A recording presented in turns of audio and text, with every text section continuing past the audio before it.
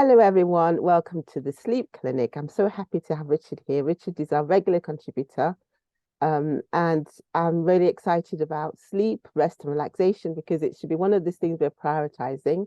And Richard's the person who knows a little bit about everything, and he's written books, he's had businesses. He's amazing, amazing, amazing person. So over to you, Richard. Yeah. Oh, thank you. Thank you. What a lovely introduction. Thank you. Okay. Sleep has always been something that I've always been fascinated by. I remember as a small child, I remember asking myself, what was sleep? What did I sleep for? What was I doing? And I remember when I used to go to sleep at night, I'd be lying there kind of going, am I asleep yet? Is this what sleep is? No, I'm still awake. Oh, okay then. Am I asleep yet? And I would literally go through that because I was fascinated by it because it is such a fascinating thing when you think about basically what we all do.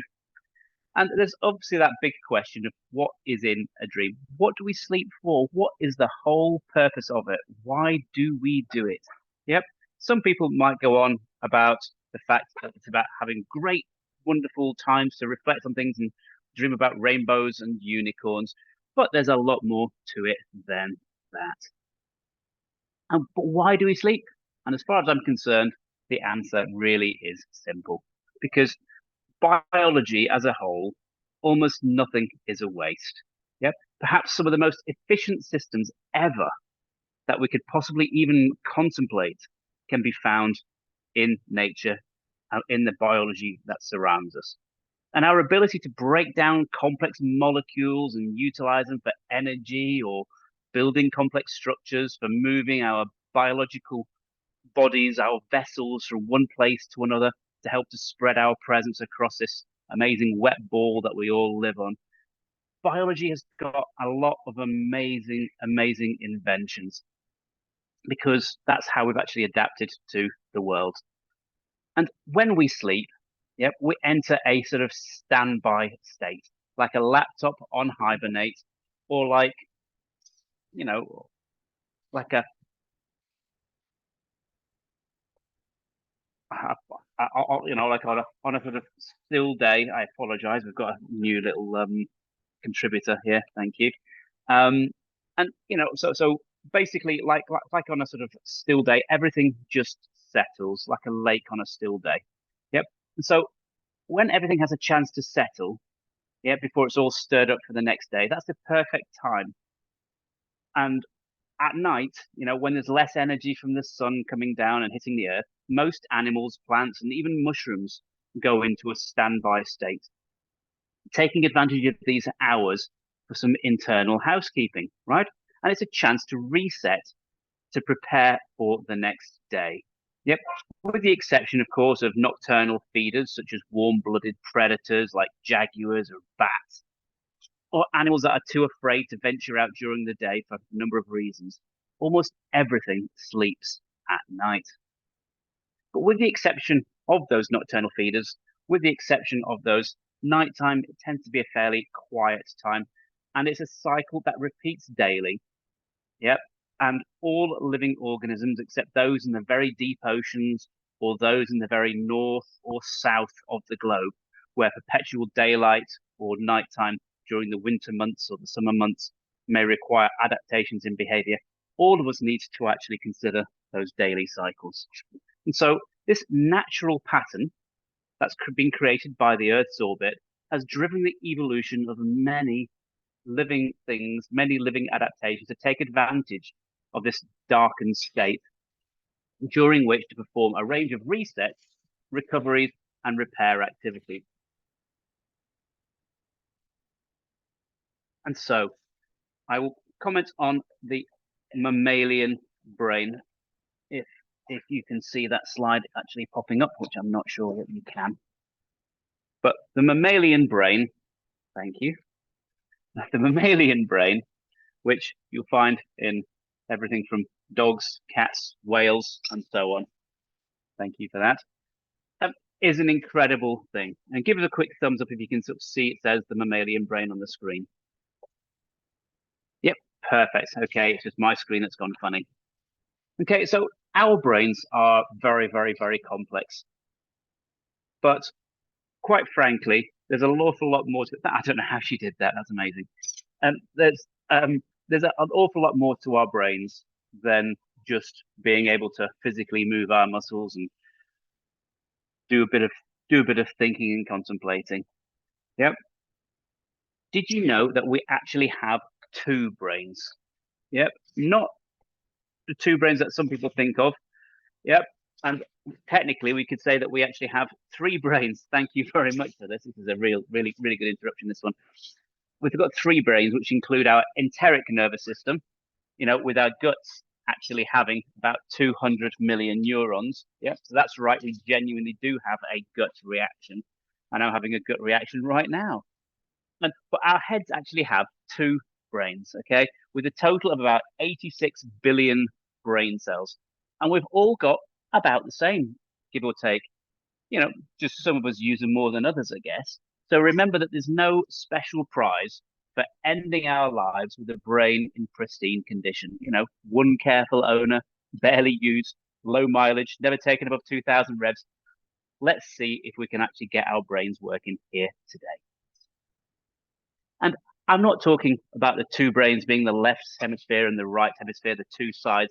I'm actually talking instead about our original brain, which was the one that all mammals had to begin with before we ended up with a second brain growing over the top of it called a neocortex, meaning new cortex. And this second brain is the thing that is absolutely incredible and unique to mammals. And so that's this second brain that's grown over the top like some sort of weird, almost cancerous growth has actually given us incredible capabilities in the way that we can think.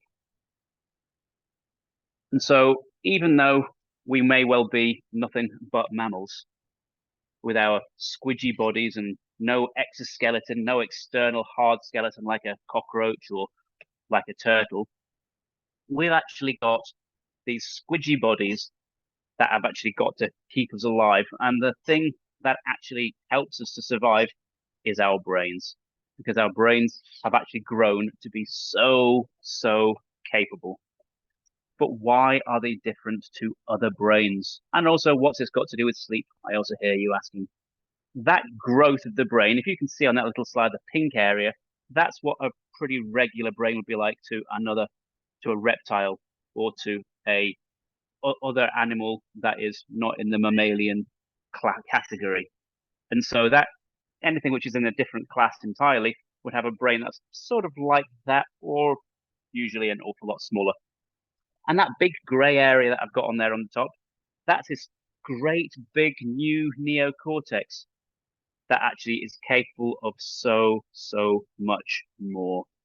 And given the fact that that pink area is also doing all of the bodily functions, making sure everything's functioning, making sure that we're storing this and doing that. And yeah, it just shows just what extra we've got, like an absolute bonus. And it's that bonus that makes all of the difference.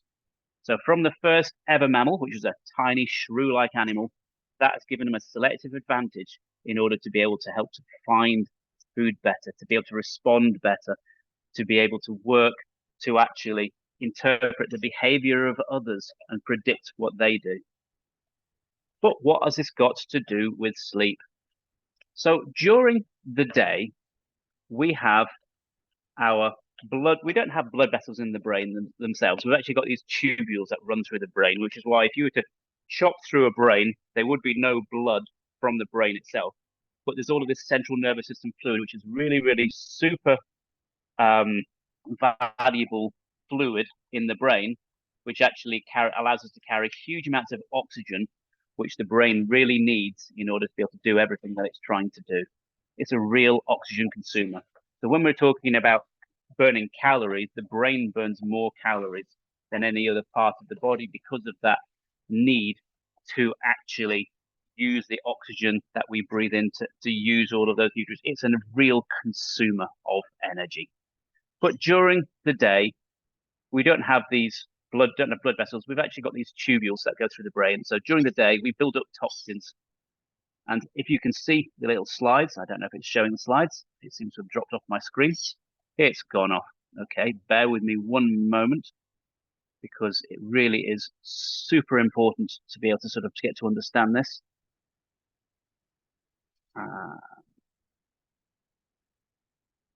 So I would say talk among yourselves. There we go.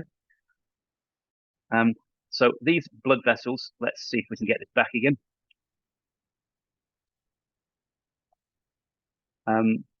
So these tubules during the day tend to grow, and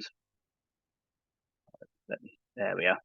There it's starting to happen there. You can sort of see that it actually changes. Okay, so during the day they get narrower because of the buildup of toxins on the outside, which then starts to then cut off the amount of fluid that can go through them. As they get narrower and narrower and narrower, we get more tired because we can't get as much oxygen through the brain because these blood vessels, these tubules are so much thinner.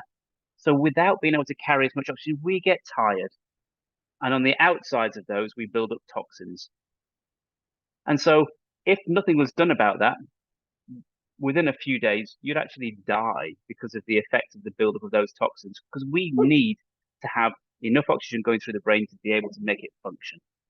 And so that movement in anything, including this here dog, at least if you're gonna join in, come and say hello.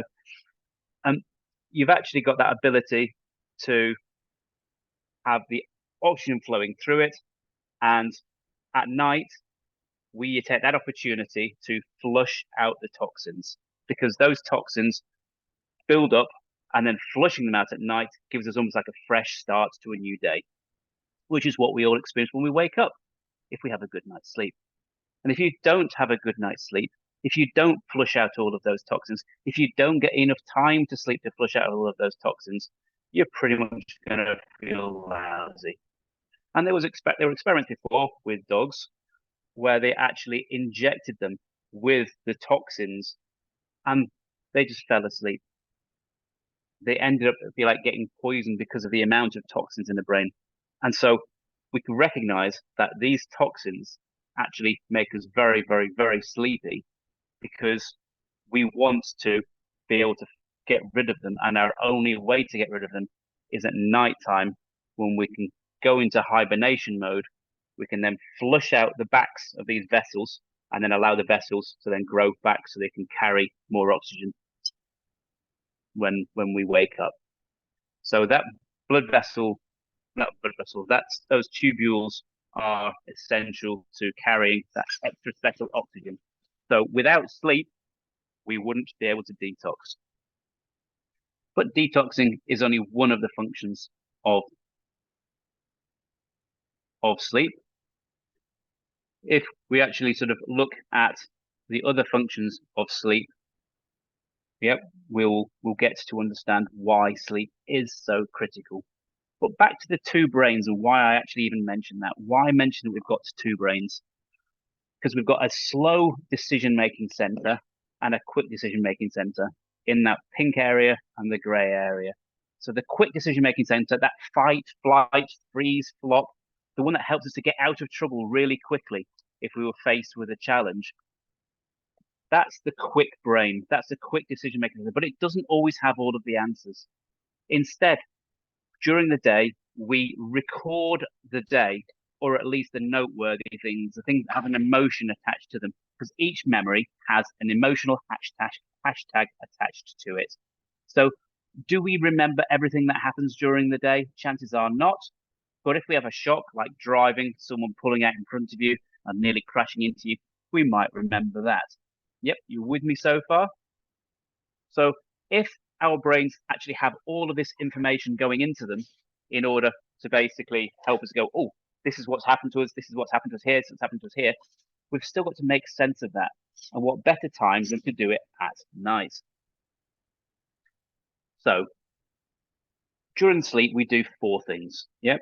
We go into a nice, relaxed, steady state, and steady being the optimal word, called homeostasis, which allows for repair, like servicing a car, flushing out the old oil and making sure that we don't break down. Yep. We use this nice and level time to do repairs, just like roadworks at night, unless it's not possible for us to sleep well. but at night it's far less disruptive. So we can actually repair at least 4 times quicker during that time than we could do possibly during the day. Yeah, because we're not active. As I've mentioned, we detox the brain. Yep. And we also replay our memories from the day and do our filing, trying to store related memories together by emotion. Because if we don't store them by emotion, yep, then it would be a bit of a muddle. What filing system would we use? And emotion is the way to do so. And it's easier to recall memories by emotion, because then if we are actually in a situation where an emotion is triggered, we can look at other situations where we've had that emotion and see what we did then and take that action using that fast action ready response. Yeah. So it helps us to respond better. And so without the sleep at night, where we can take those fragments of memories and look through them, sort through them, use our experience simulators to see if we can figure out what has actually worked for us or what we should have done in that situation. If we find ourselves in it again, what should we do? That's what the mental filing is all about. And without the mental filing, we don't have a good sleep. We don't get a good chance to detox. And then we're really exhausted, unable to function clearly, and more filing ends up building up. And so, quite frankly, sleep is essential for those 4 things. Without those 4 things, quite frankly, we would not be prepared for life. And so that is why we sleep. Thank you very much. That was really good. Thank you. Thank you.